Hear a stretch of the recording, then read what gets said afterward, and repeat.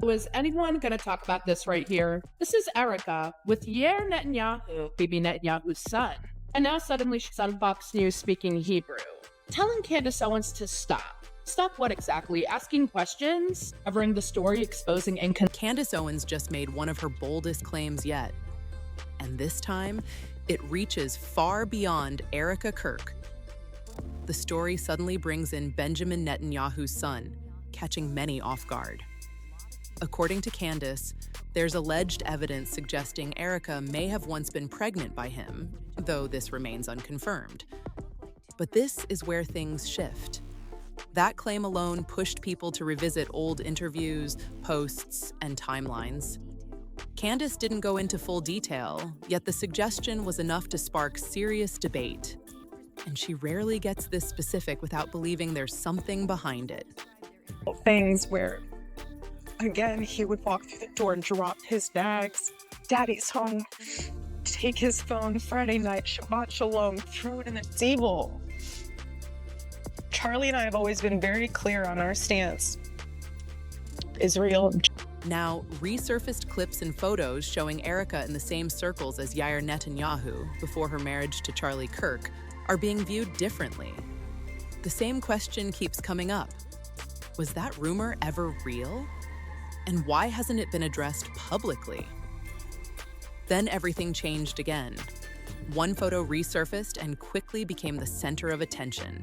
What Candace Owens said, that Charlie told someone right before he died, "I think I'm going to be killed." What's even stranger is Erika's claim that Charlie, a man known for saying that women should stay at home and raise the family, allegedly responded Erika would do a great job. In it, Erika stands next to Yair Netanyahu, with Tyler Bowyer also present. The date, June 13th, 2019, immediately stood out, aligning with the period she was reportedly getting closer to Charlie. And this is where it gets more complicated. People started analyzing not just the image, but the body language. They appeared relaxed and familiar, which raised more questions. Of course, one photo proves nothing, but it definitely kept the conversation going. I was here for 5 years. I never dated here because I saw vicariously through my roommate how terrible it was. Somehow getting drinks was the replacement of having coffee and breakfast. I personally would rather have coffee or brunch with someone than go. I don't drink. I find it unproductive, not because I'm holier than whatever. I just don't operate that way. But I always thought it was very strange how she would go to drinks with one guy and then go to dinner with another. So it goes. That's when everything started to shift. What once looked like a simple overlap began to feel less certain, and people started re-examining the timeline with more doubt. The photo didn't just place them together. It gave the impression they were already familiar, like this wasn't a first meeting. And this is where it gets more complicated. Once that idea spread, questions came in fast. How well did they actually know each other? And what from that time hasn't been addressed publicly? For some, it stopped feeling like coincidence and started raising bigger questions. After Charlie passed, Erika went viral for saying she had never dated anyone before him. You fixing my... Got a little bacon? Babe, that's deep in there. Give them a cleavage? People want cleavage. Showcase it. Sex. At first, many accepted it, but the internet quickly began checking old records. It didn't take long for things to escalate.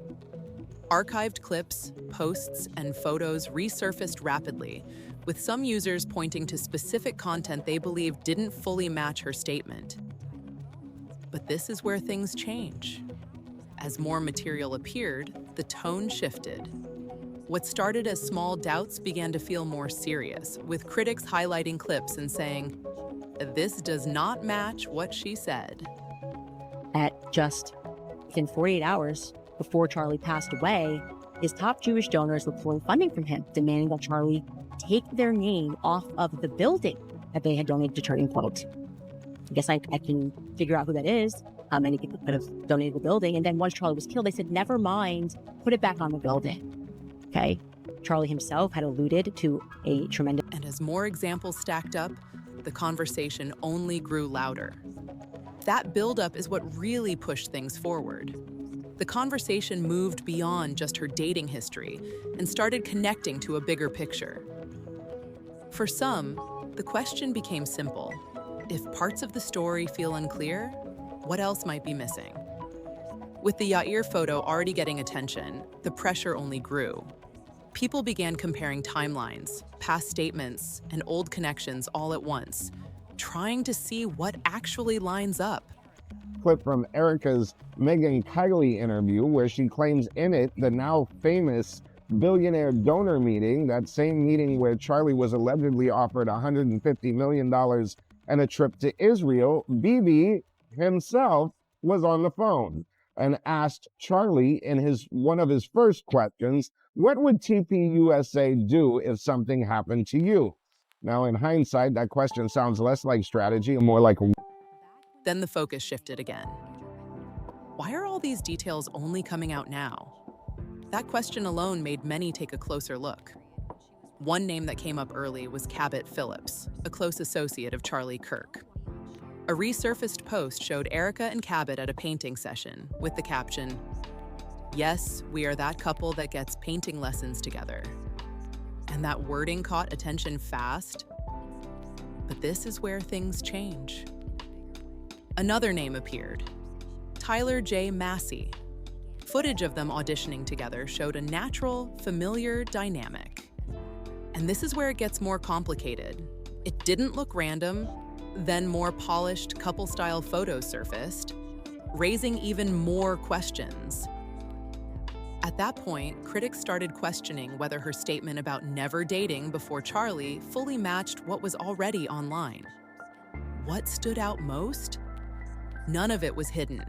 It had all been public, just not widely noticed until now. That realization quickly changed the tone. The focus moved from isolated moments to a bigger question: who knew about this history, and when? Many pointed out these weren't random appearances, but patterns that could be traced over time. But this is where things shift. When a clear public statement meets easily found content that seems inconsistent, it naturally draws attention. Once that doubt appeared, everything from that period started getting re-examined. Old captions, videos, and posts were revisited, with each detail adding more weight. And this is where it gets more complicated.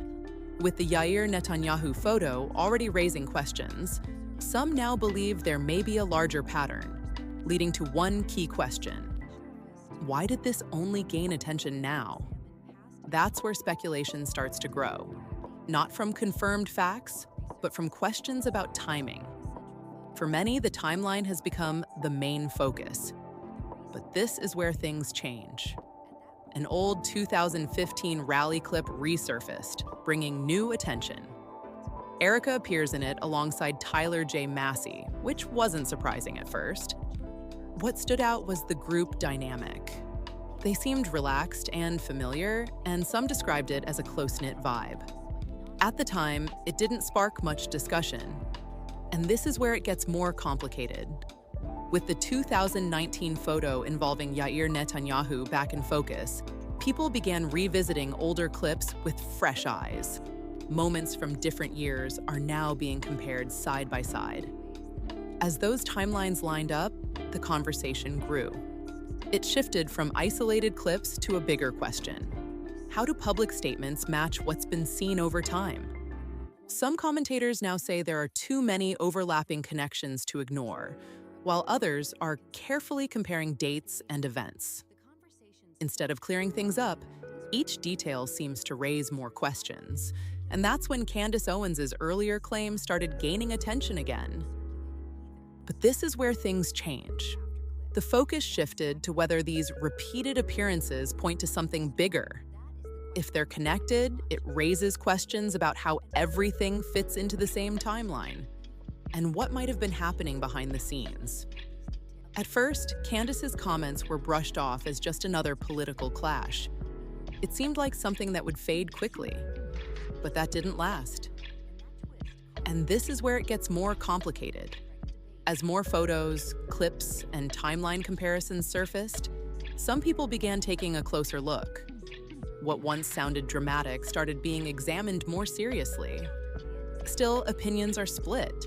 Some believe the pieces deserve attention, while others warn against jumping to conclusions without clear proof. That mix of curiosity and doubt is what's keeping the conversation going. Now, it's not just about the claims, it's about how they line up with what's publicly visible. Candace has framed it as a matter of trust. And with more material resurfacing, her statements are being viewed in a new light. At first, it sounded like another heated accusation without much impact. Many ignored it, until the photo with Yair Netanyahu started circulating again. Instead of fading, the debate came back even stronger. But this is where things shift. As attention grew, Erika responded publicly, calling Candace a clout chaser and rejecting what she described as false claims. The exchange was direct, but one detail stood out. She didn't address the main accusation itself. And this is where it gets more complicated. That silence became part of the discussion, pushing others to dig deeper. Soon, users began uncovering older connections on their own. One detail involved Erika using the name Erika France, with a reported link to Yair on Facebook. Some claimed he interacted with her posts during a key time period, adding another layer to the timeline. Reactions quickly split. Some remained cautious, while others raised sharper questions, including one widely shared comment. Erika's true love was Yair Netanyahu? That line spread fast, and as more archived content surfaced, ordinary moments started being re-examined in a whole new way. But this is where things change. Not everyone is convinced. Some warn that online discussions can connect dots that aren't actually related, pointing out the gap between visible interactions and confirmed facts. That tension is what's keeping the conversation alive. For every claim, there's pushback. For every doubt, someone brings up a screenshot or timestamp. That back and forth has kept the focus locked on one thing: the timeline, and what those moments might really mean. And this is where it gets more complicated. As attention grows, so does the pressure to separate facts from assumptions. Candace Owens hasn't stepped away. She says this goes beyond personal history and points to something bigger: possible outside political influence connected to events around Charlie Kirk. It's a serious claim, and it shifted the tone fast. She has also stated that Charlie faced pressure from influential pro-Israel figures, describing it as donor influence and private demands behind the scenes. On her podcast, she claimed he told her he felt bullied and was losing support. But this is where things shift. For some, that suggests a turning point, one that raises even more questions about the timeline. And this is where it gets more complicated.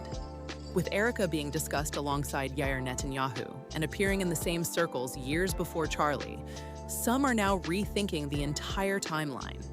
It's no longer just about who met, it's about how those connections may overlap. If Candace's view holds any truth, the focus shifts beyond old photos.